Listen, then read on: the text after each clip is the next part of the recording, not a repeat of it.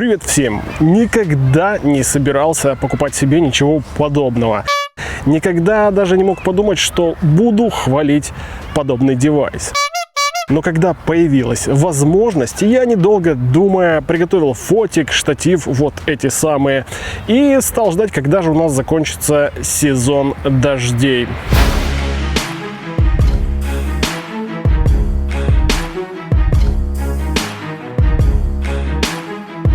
И вот, наконец, погода дала возможность выбраться на свежий воздух и снять это видео.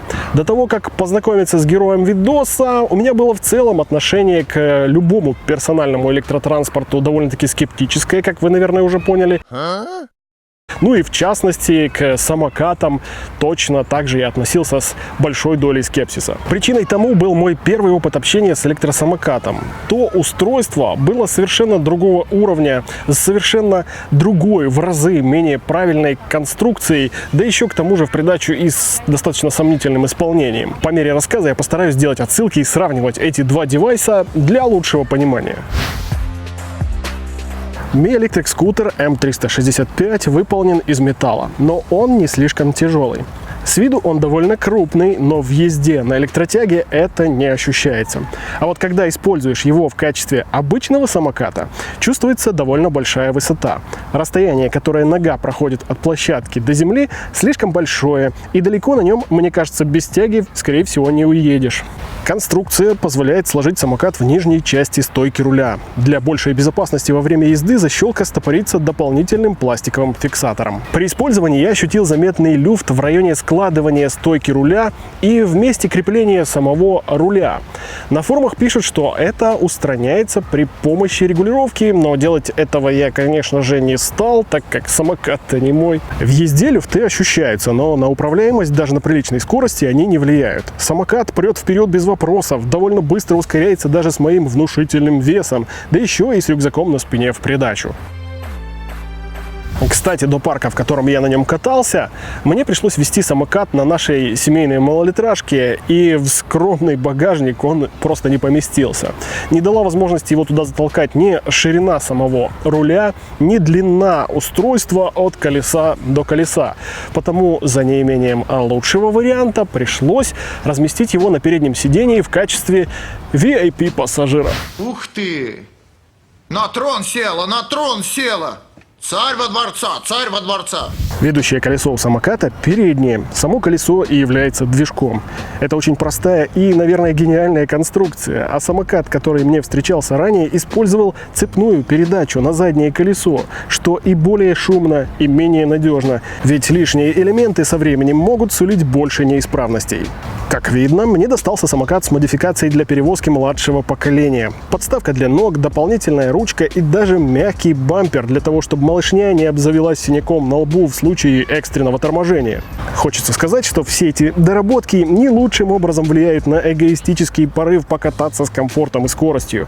Приходится балансировать на одной ножке в позе фламинго или ставить одну ногу на детскую подставку. В любом случае, чувствуешь себя менее удобно, чем хотелось бы, но для семейных поездок без таких доработок не обойтись. Для включения самоката и фонарика используется одна кнопка.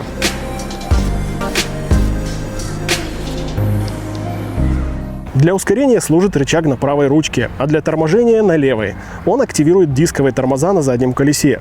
Для безопасности движения используются отражатели по бокам и сигнал «Стоп» на щитке заднего колеса, который мигает при зарядке самоката вместе с индикаторами заряда на блоке управления на руле. Вся функциональность самоката доступна через приложение Mi Home. И я так думаю, если раздобыть специальные крепления для руля, то смартфон может превратиться в аналог бортового компьютера. Здесь видна скорость, пробег, инфа о батарее и даже можно блокировать самокат.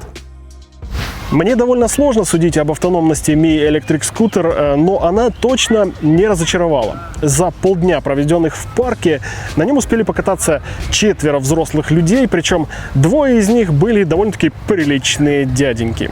Конечно, мы не гоняли его без остановки и использовали довольно умеренно, но при этом он вернулся своим ходом домой с половиной заряда. Кстати, полная его зарядка длится целых 5 часов.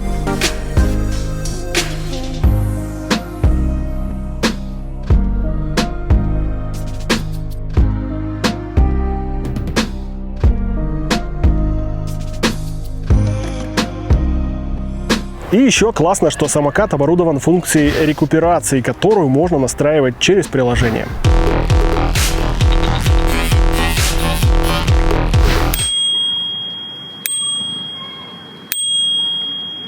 Итак, про Mi Electric Scooter я вроде бы и рассказал все, что хотел, и осталось только коротко подытожить мой видос. Минусы у самоката таковы: незначительные люфты в месте соединения руля и стойки и в месте складывания. Ну и второе, но это скорее касается больше той среды, в которой будет использоваться самокат, а не самого самоката, это то, что его не стоит рассматривать на текущий момент, на мой взгляд, как средство транспортное. Это, скорее всего, средство прогулочное, которое таковым будет являться, по крайней мере, до тех пор, пока в наших городах не появится хорошая инфраструктура с нормальными велодорожками. В каком-либо другом случае девайс было бы стрёмно хвалить за его достоинство, но здесь все слишком очевидно. Правильная и выносливая конструкция. Стоит только вспомнить, что Xiaomi без особых усилий таскал меня и даже не разрядился полностью. При всем вышеупомянутом он обладает небольшим весом и скромными габаритами и сможет стать обитателем даже небольшой городской квартиры.